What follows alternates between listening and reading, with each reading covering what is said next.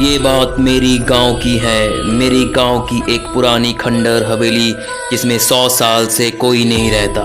ये बात मुझे मेरे गांव के दोस्तों ने बताया। बात मुझे पता चली तो मेरा मन करने लगा कि मैं एक बार उस हवेली को देखूं। फिर एक दिन मैं अपने दोस्तों के साथ वहां जाने का प्लान बनाता हूं और उस खंडर हवेली के सामने पहुंच जाता हूं। वहां दूर दूर तक कोई नहीं था। मैंने अपने दोस्त से पूछा, यहाँ आसपास कोई रहता क्यों नहीं? मेरे दोस्त ने बताया, ये सिर्फ पुरानी हवेली नहीं, ये एक भूतिया श्रापित हवेली है। मैंने बोला, ऐसा तुम इतने यकीन से कैसे कह सकते हो? मेरे दोस्त ने कहा, पूरे गांव का यही मानना है। इसके बारे में एक बहुत पुरानी और सच्ची घटना यहाँ प्रसिद्ध है। मेरे मन में इसके बारे में जानने का ख्याल और बढ़ने लगा। मैंने पूछा, क्या है इसके पीछे की कहानी?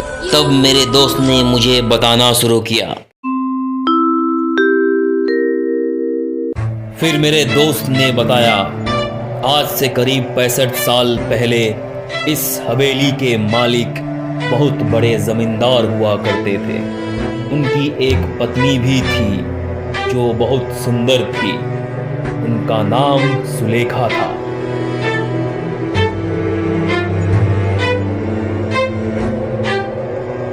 उस समय ही डाकुओं के भी खौफ से लोग डरते थे।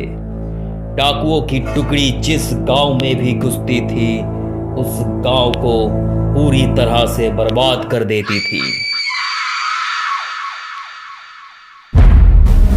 डाकुओं ने गांव में तहलका मचा के रखा था। वो किसी को नहीं छोड़ते और गांव की औरत को जबरदस्ती उठा के ले जाते। क्या हुआ जमींदार का? एक बार डाकुओं के सरदार को जमींदार के धन और संपत्ति पर नजर पड़ी, जिसके बाद उसने जमींदार के घर डकैती डालने का सोचा। इस पर सभी डाकुओं ने हाँ कर दिया। फिर एक दिन वो भी हो गया जो जमींदार ने कभी सोचा भी नहीं होगा। डाकुओं ने एक दिन जमींदार के हवेली पर रात में डकैती मार दी। जमींदार ने भी अपनी सुरक्षा के लिए पहले से ही कुछ सिपाही और नौकर रखे हुए थे जो डाकुओं के हवेली पर आने पर उनसे लड़ पड़े।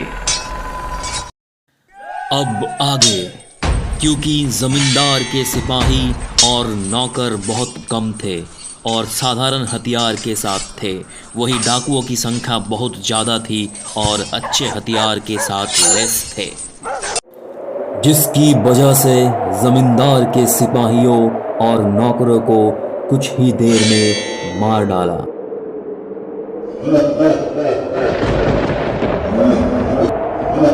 ये सब जमींदार देखने के बाद सोचा, इससे पहले कि डाकू हवेली का दरवाजा तोड़कर अंदर घुस जाए, उसे अपनी पत्नी और खजाने को छुपा देना चाहिए।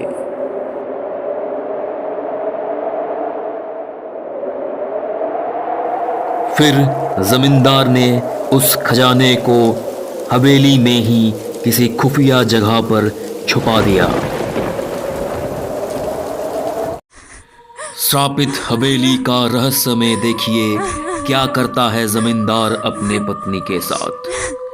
जमींदार अपने पत्नी को एक कमरे के अंदर एक और खुफिया कमरे में छुपा दिया और बाहर से कमरा बंद कर दिया।